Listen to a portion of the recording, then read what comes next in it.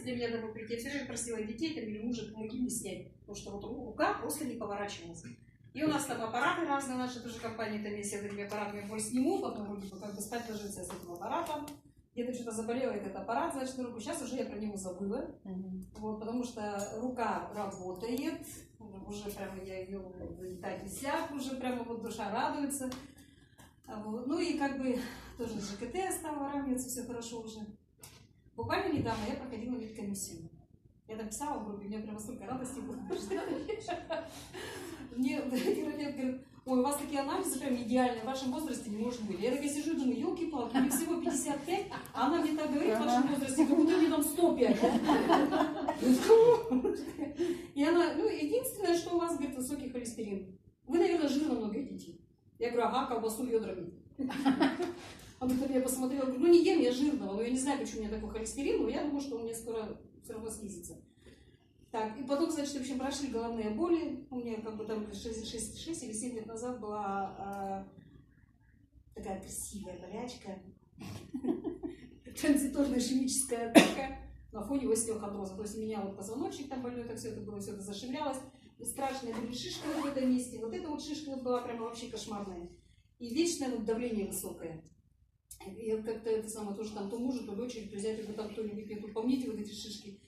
А там прямо шкаталось все у меня, представляете, вот это все. Это все такое мягенькое, все такое прямо это самое даже вытру, когда как потрубишь, ничего нет, никаких. Все равно немножечко есть маленькое уплотнение, но не такое, как там прямо так шишкой. В общем, душа радуется. Внук у меня. У него второй раз, 10 лет было, у него геморрагический васкулит. Сидел на гормонах. Мальчишка такой стройняшка, хорошечки такой у нас, да, а тут прямо вот так вот его разбарабанило, мы потом на море ездили, вот уже как бы, чтобы он в себя приходил. И вот в 13 лет у него тоже. И у нас он был на домашнем обучении. Буквально тоже неделю назад сдал анализы. Дочь домой приезжает и говорит, мама, врач, говорит, в шоке. То есть его по врачам гоняют и гоняют все время, да? Врач, говорит, в шоке. У него до такой степени идеальные анализы, что как будто никогда этой болячки не было. Он с февраля месяца эти капсулы принимает. И то, знаете, как принимает? Сережа, ты выпил? Ой, я забыл. Детские, правда, он не пропускал, ему понравилось. Малявка у нас такая, да, она такая, вы знаете, она гиперактивная, это вообще это что-то, она везде, вот она маленькая, худенькая, но она везде. Ей все надо узнать. Маша. Точно, вот точно, Маша, только черненькая.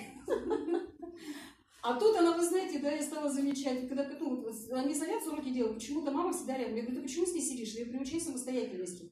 Она говорит, а невозможно, она потому что везде отвлекается, может всеми другими делами заниматься, но вот ей что попало, там напишет. А тут я захожу, у них такая дома тишина, мама, значит, там на кухне занимается, ребенок уроки делает. Я говорю, что это у вас происходит? Он говорит, слушай, она говорит, что у нас какая-то такая стала, говорит, спокойная, так уроки хорошо делает, ни на что не отвлекается. За столом сидит, ест, и вот она, вот знаете, это было что-то там, да, вот я говорю, она одна у нас вот, почти практически весь стол занимала, потому что скакалась. Тут сидит спокойно, я скажу, вот кто-то говорил, что ребенок плохо ест, да? Тут она, аж истерика у нее, я кушать хочу, вы что меня не кормите, понимаете? То есть аппетит у ребенка появился. Я вот смотрю, значит, и прямо душа радуется. Поэтому я всем тоже говорю, употребляйте капсулы, доносите до своих родных и близких.